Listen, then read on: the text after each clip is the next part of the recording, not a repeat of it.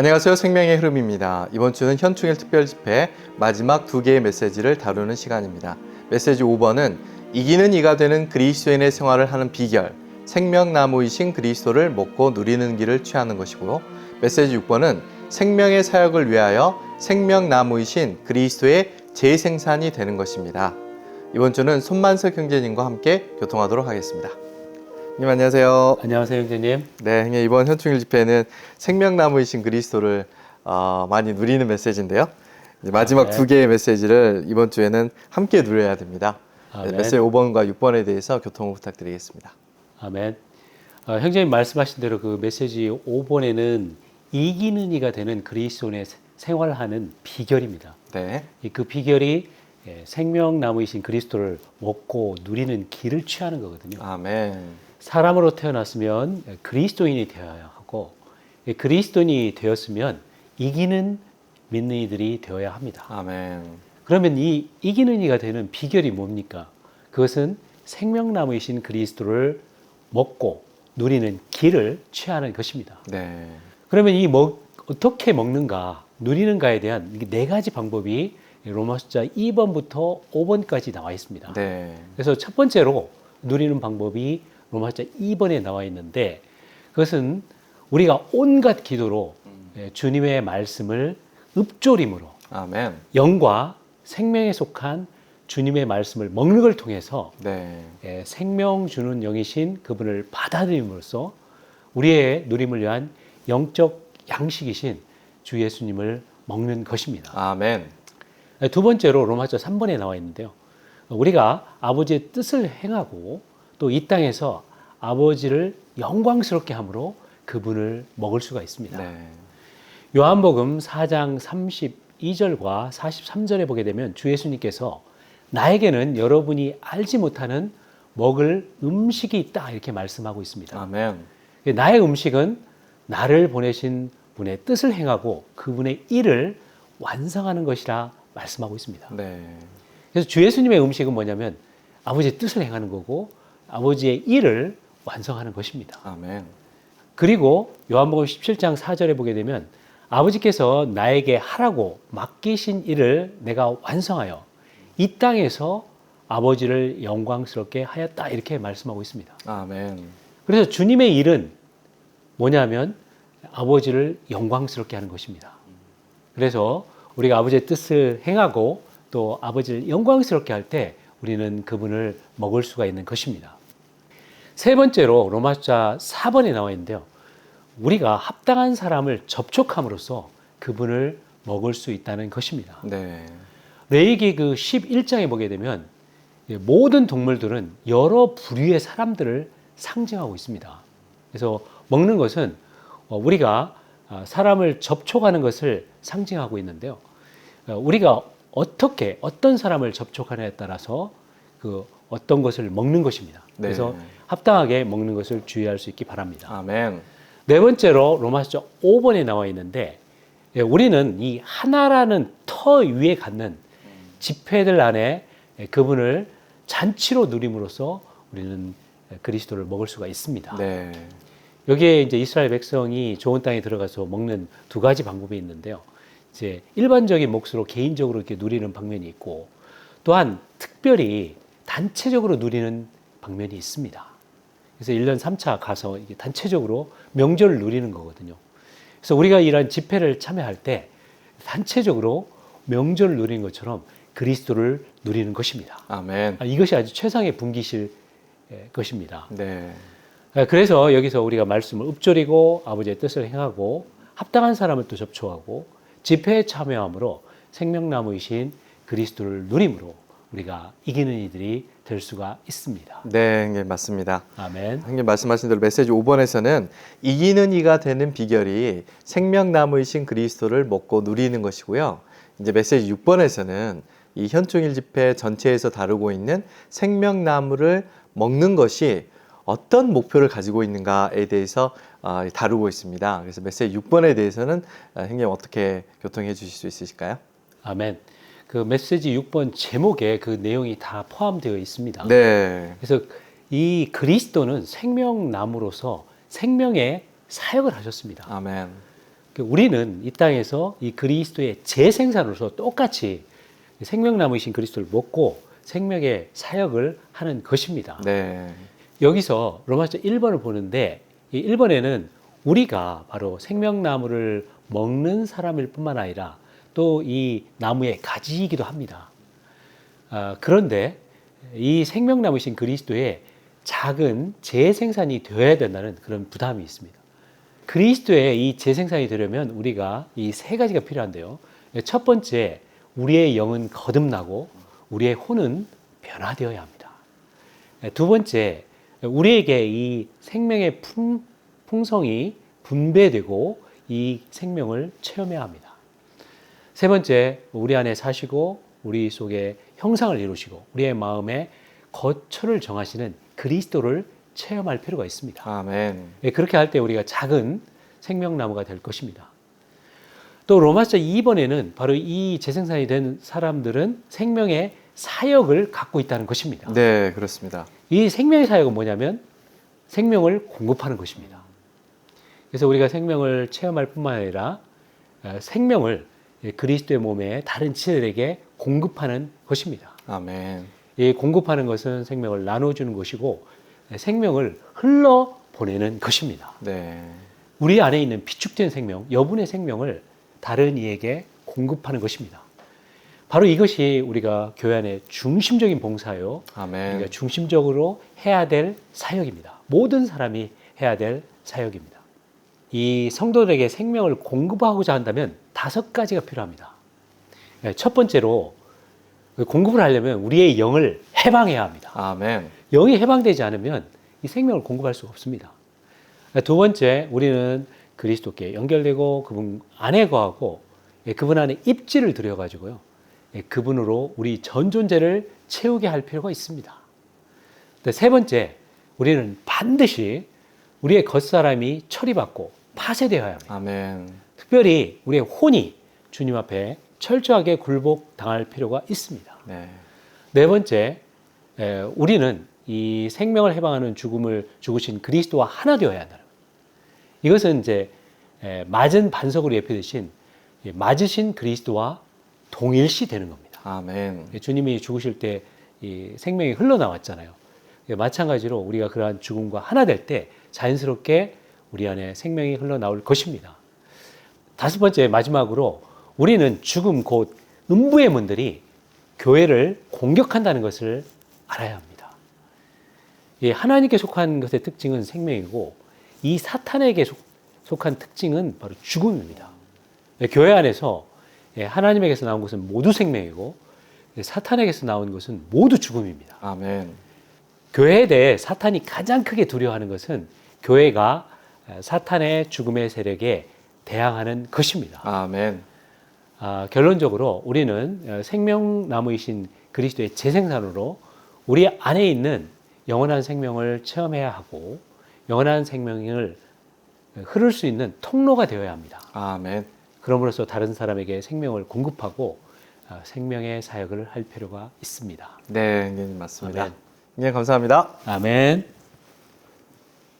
네, 함께 메시지 5번과 6번에 대해서 교통을 나누었습니다. 이제 이어서 이 메시지 영상을 함께 시청하시고 위트니스 리 형제님의 관련된 영상을 함께 보시도록 하시겠습니다.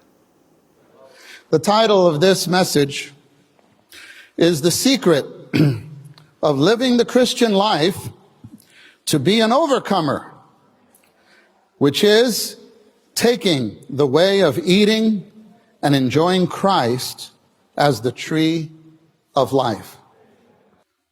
Okay, Romans 4, another very practical point. We can eat him by contacting the proper people. A says to eat is to contact things outside of us and to receive them into us, with the result that they eventually become our inner constitution. In Leviticus 11, all the animals signify different kinds of people, and eating signifies our contacting of people. For God's people to live a holy life as required by the holy God, they must be careful about the kind of people they contact. Animals that divide the hoof and chew the cud signify persons who have discernment in their activities and who receive the word of God with much reconsideration. Brother Ed already talked about this matter of chewing the cud, right, musing over the word and its effect on us. Actually, saints, chewing the cud, having that kind of fellowship with the Lord in the word will give us the proper discernment. Divide the hoof. That signifies persons with proper discernment. Saints, there are people who do not appreciate heavenly things. To them, heaven, earth, all the same. They have no thought or concept of the unseen things. Only the seen things. Seen things are important. Unseen things don't exist to them. It's very possible to be affected by our co-workers in the job place, by neighbors, by their home. You go to someone's home and something there just touches you. Actually, we covet.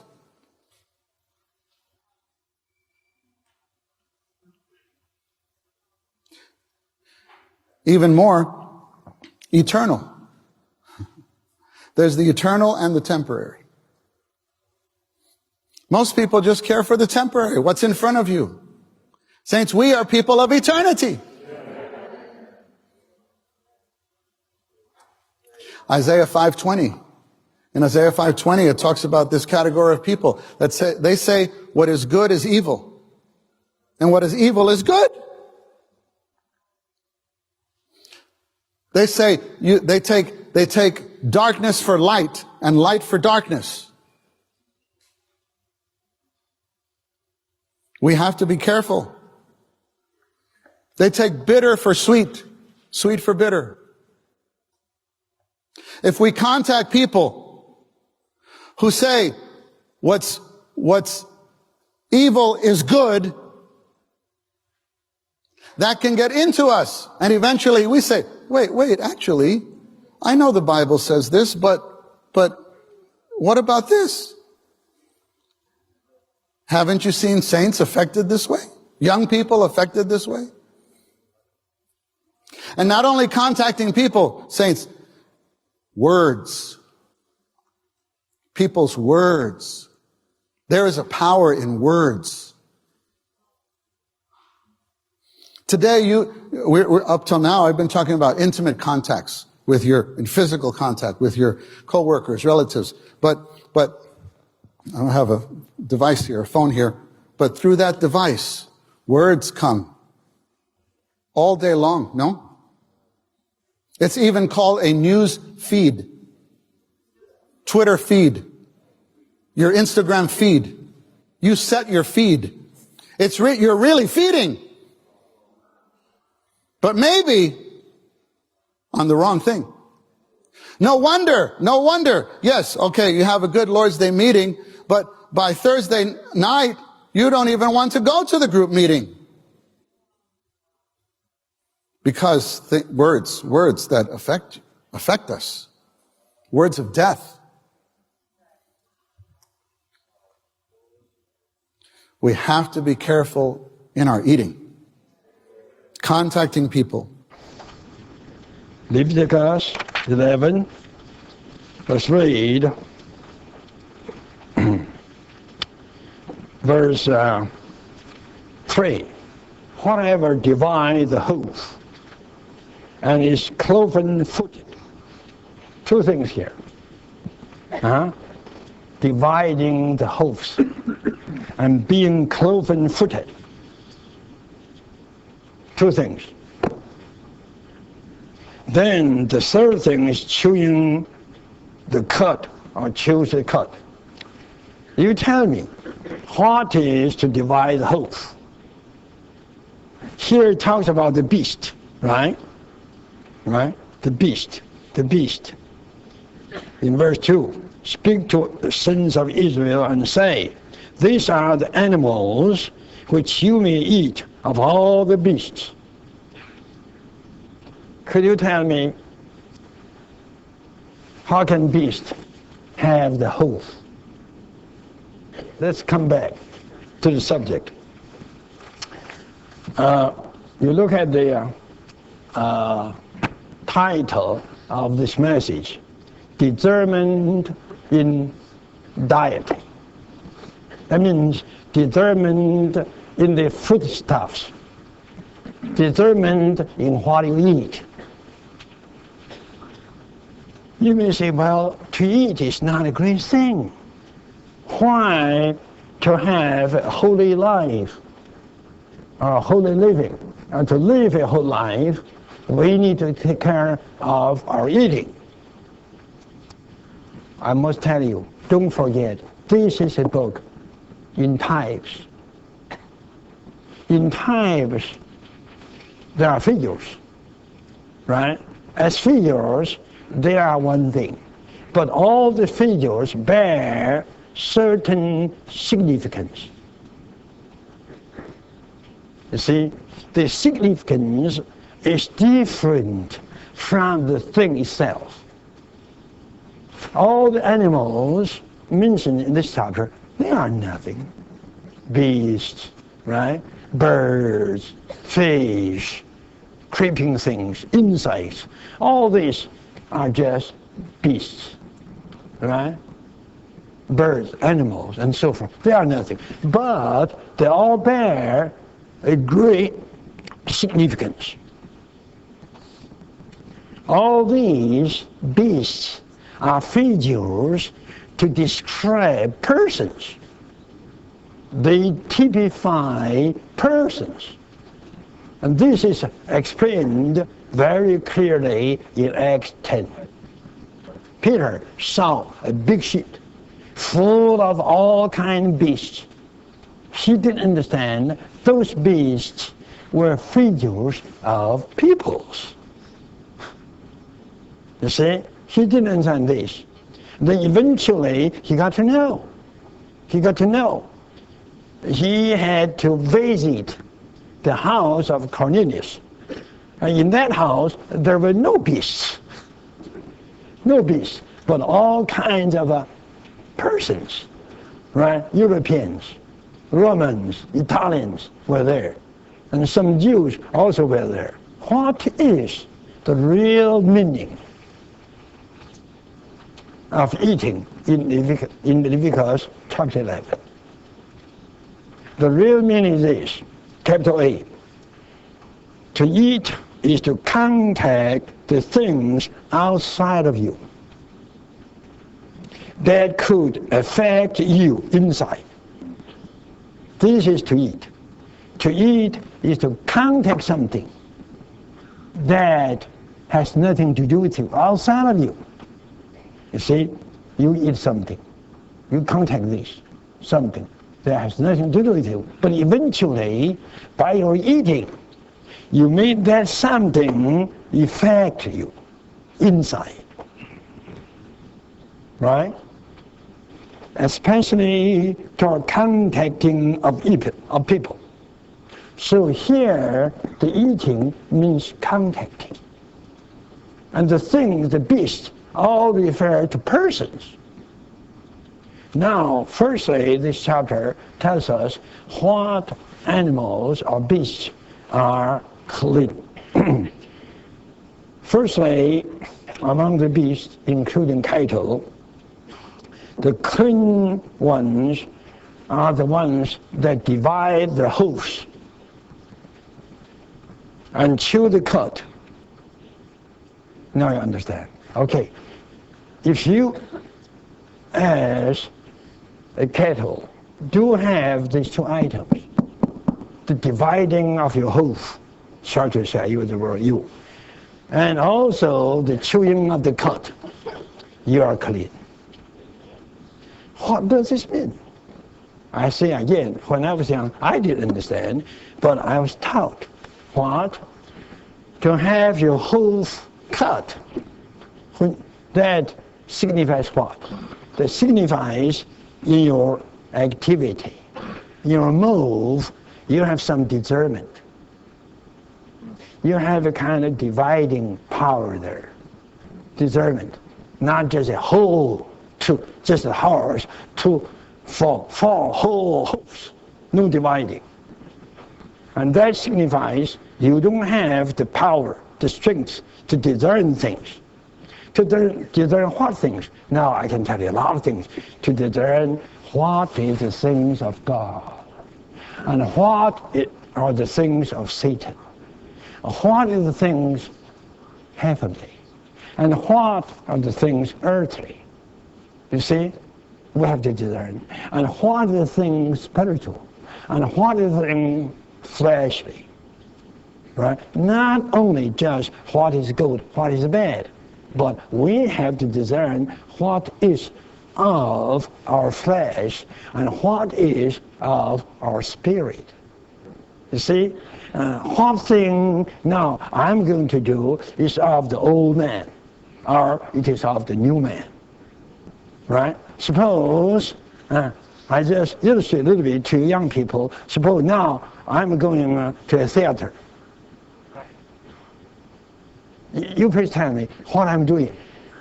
I'm walking to a theater. What I'm doing. Right?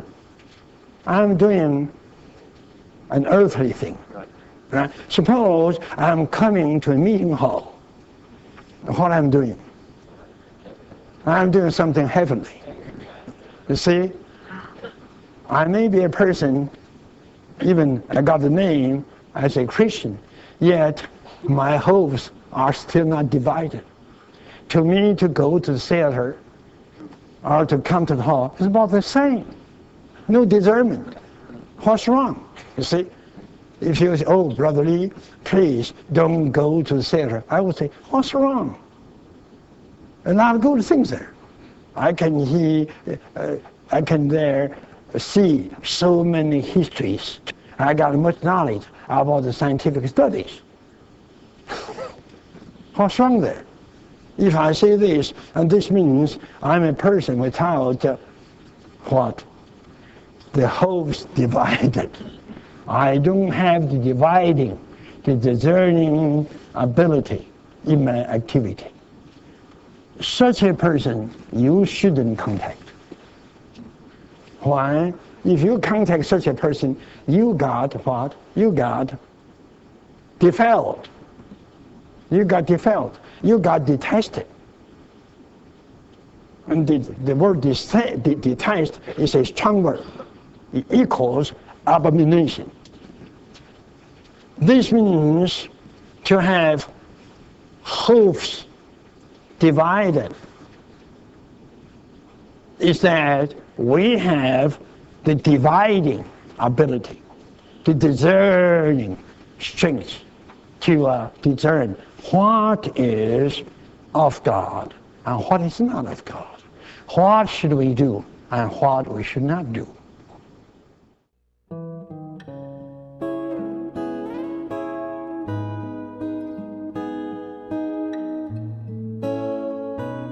좋은 땅의 산물은 하늘에서 만나가 내렸던 것처럼 그렇게 비처럼 내리지 않았습니다. 이스라엘 자손은 좋은 땅에서 땅을 갈고 씨를 뿌리고 물을 주고 병충해를 막아야 했습니다. 그런 다음 그들은 수확기가 왔을 때 농작물을 거두어야 했습니다. 마찬가지로 그리스도는 우리의 좋은 땅이십니다. 매일매일 우리는 반드시 그분을 경작하는 수고를 해야 합니다. 우리는 아침 부흥으로 시작해서 땅을 갈고 씨이신 그분을 뿌립니다. 때때로 우리는 농작물에 물을 주고 해충을 잡습니다. 크고 작은 일에서 우리는 그분을 체험하고 누리고 그분께 동참함으로써 그분을 경작하는 수고를 계속합니다. 또한 낮 동안 틈틈이 몇 분을 내어 말씀을 읽습니다. 그렇게 신실하게 경작함으로써 우리는 점차적으로 그리스도에 대한 풍성한 체험들을 축적합니다. 그런 다음에 우리는 여분의 것을 지폐로 가져옵니다. 구약의 이스라엘 사람들은 여호와 앞에 빈손으로 보이지 말고 각 사람이 여호와 그대의 하나님께서 주신 복에 따라 바칠 수 있는 만큼 바쳐야 했습니다. 이스라엘 백성은 매년 단지 3번의 명절을 가졌습니다. 그러나 우리는 그렇게 오래 기다릴 필요가 없습니다. 우리에게는 최소한 매주 3번의 집회가 있고 그 각각이 하나의 잔치입니다. 우리는 그러한 집회들에 빈손으로 오지 않고 그리스도에 대한 체험을 가득히 가지고 올 수 있습니다. 모세오경 중 오직 창세기에만 경배하는 방법에 대한 지침이 없고 나머지 4권은 하나님께 경배하고 섬기는 것에 관하여 상당한 양을 다루고 있습니다. 우리의 타고난 관념은 하나님께 경배하기 위해서는 반드시 머리를 숙이거나 무릎을 꿇거나 엎드려 절을 해야 한다는 것입니다. 이것은 이스라엘 주위 민족들의 관습이었습니다.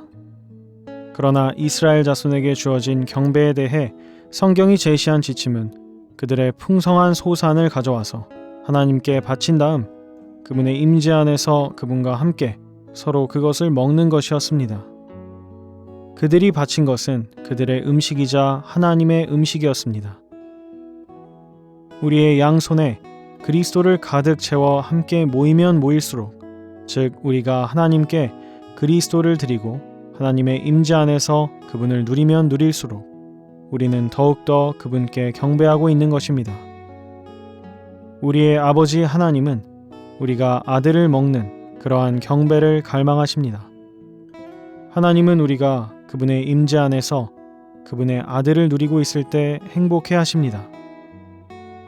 요한복음 4장에서 주 예수님은 하나님께 경배하는 것을 그분을 마시는 것과 연결하셨습니다. 주님께서 사마리아 여인에게 내가 주는 물을 마시는 사람은 영원히 목마르지 않을 것입니다 라고 말씀하신 후에 그녀는 주제를 경배의 문제로 바꾸었습니다. 주님은 이렇게 대답하셨습니다. 이 산도 예루살렘도 아닌 데서 여러분이 아버지께 경배할 때가 오고 있습니다. 그러나 참된 경배자들이 영 안에서 진실함으로 아버지께 경배할 때가 오고 있는데 바로 지금입니다. 왜냐하면 아버지는 이렇게 경배하는 사람들을 찾으시기 때문입니다. 우리의 영이 예루살렘, 곧 하나님의 처소이며 바로 여기에서 우리는 하나님께 경배하는데 그분 앞에 엎드림으로써 하지 않고 실제이신 그리스도를 누림으로써 합니다. 이렇게 그분을 마시는 것이 참되게 하나님께 경배하는 것입니다. 본 내용은 2022년 국제 현충일 특별 집회 미니스트리 다이제스트에서 일부를 발췌한 것입니다.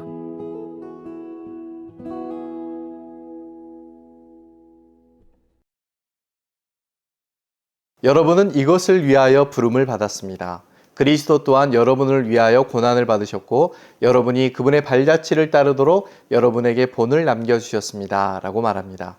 이번 한 주간도 생명나무이신 그리스도의 재생산인 작은 생명나무가 되도록 또한 생활의 모든 방면에서 우리의 본이신 그리스도의 재생산이 되도록 주님의 부르심에 기꺼이 응하며 자신을 부인하는 십자가의 발자취를 따르는 기간이 되기를 기도드립니다. 그럼 저희는 다음 주에 다시 인사드리도록 하겠습니다. 감사합니다.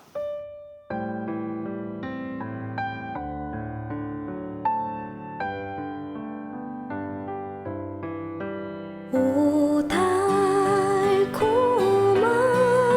생명나무 하나님의 생명 죽었던 나 살아났네 그 실과